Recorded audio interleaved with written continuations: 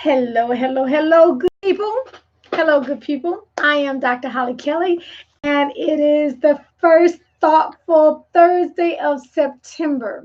Okay, so for those of you who are new to the perspective, at the beginning of the year, I commit to sharing a book, a passage, a movie, a podcast, something that has impacted my life for the better. And I thought I'd share it with you because a couple of people said, "Hey, what are you reading? You should." Anyway, so that's how I got started. So let me just say this. First of all, it has been a challenge, a very, very good challenge. See, that's why you got to hang around people. Nothing, nothing great happens with one. Okay, it always takes a village. It always takes a group because you all encouraged me to hey, you should do a book review. And I'm the crazy one that said, oh, every Thursday, thoughtful Thursday. So it has pushed me to, do a lot of reading. I really like to read, but so thank you for the push. This week's thoughtful Thursday selection, and again, thank you for all who are jumping on. This is an oldie but goodie. And I talk so often about purpose and walking and operating from a place of purpose. And a lot of people do say, well, I don't know what my purpose is. I don't know, I just don't know yet. Rick Warren wrote a phenomenal book, early 2000s, The Purpose-Driven Life. The purpose-driven life is this. I need to practice my Vanna. Okay, that looks like perfect. Okay. The Purpose-Driven Life by Rick Warren is such a powerful book. And let me just say this.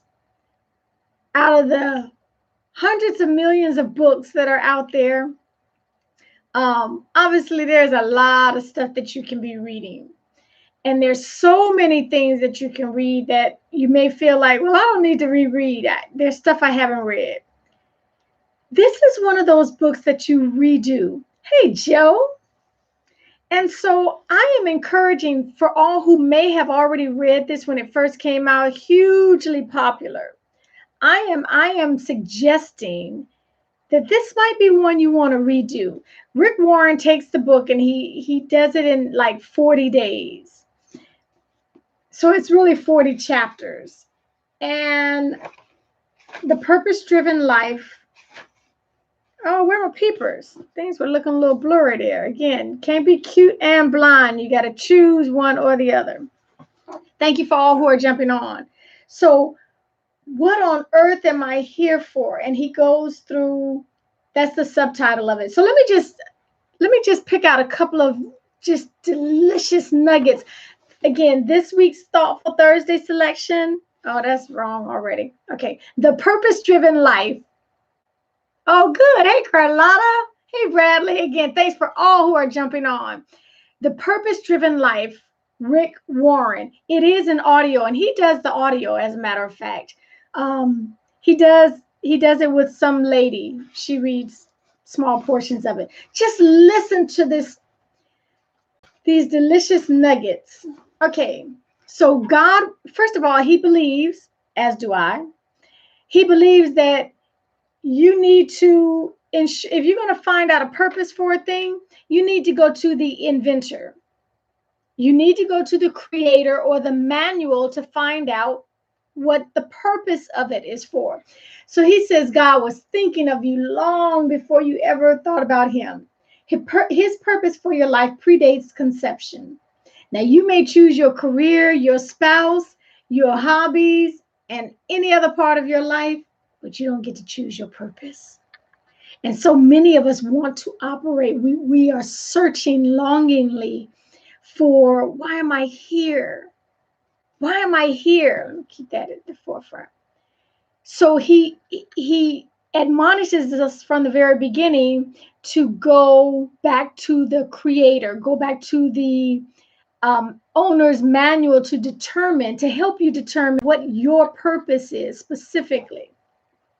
So That's this premise. He uses, I think, more than 15 Bible translations, thousands of verses, in all kind of different translations. But he says the benefits of purpose-driven living. Why do we need to know? So what? So what, you know your purpose? What advantage do you have over someone else? Knowing your purpose simplifies your life. Whoa, Hollie Kelly. Simplifies. My goodness. Makes your life simple. How about that? Knowing your purpose makes your life simple. It defines what you do and what you don't do. Some things I'm just not going to do because it doesn't line up. And he asked this question. And you've seen me use the analogy before. If what you want is over here and you doing stuff, your activities, your habits are messing around in this lane, why? It's never going to get you to where you want to be, to where you want to go, to who you become. His question that he does much better than I do, your purpose becomes the standard you use to evaluate which activities are essential and which aren't. You simply ask yourself, does this activity help me fulfill one of God's purposes for my life? If it doesn't, why are you doing it? Why are you wasting your time? Why are you making the muscle? Why are you building that muscle? People who don't know their purpose try to do too much, and it causes fatigue and conflict and stress. Knowing your purpose motivates your life.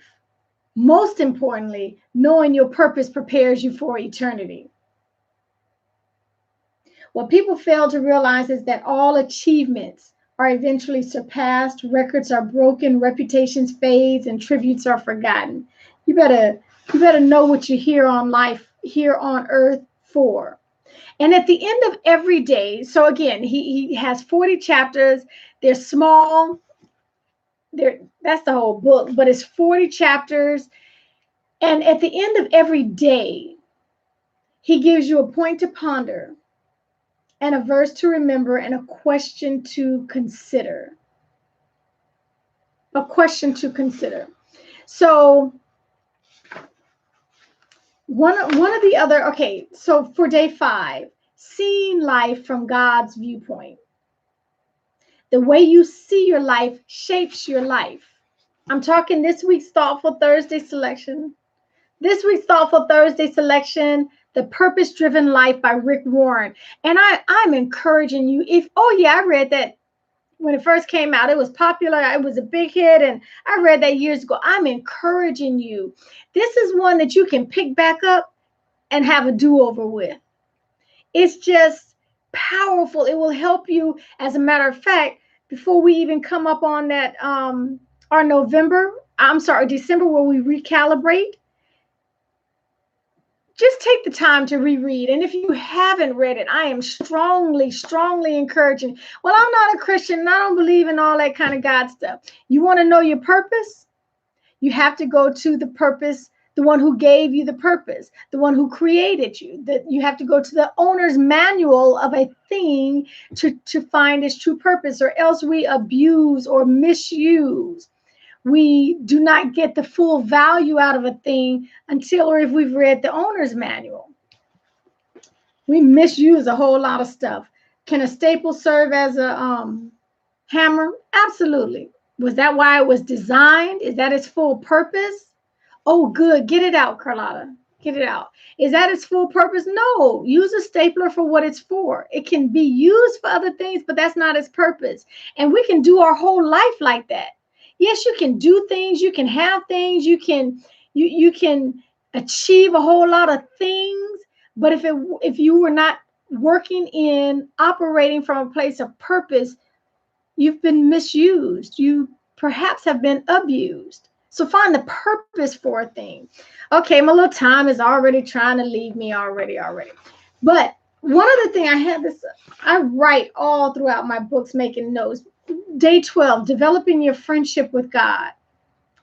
He says, the truth is, You are as close to God as you choose to be. Thank you, Marcia. You are as close to God as you choose to be.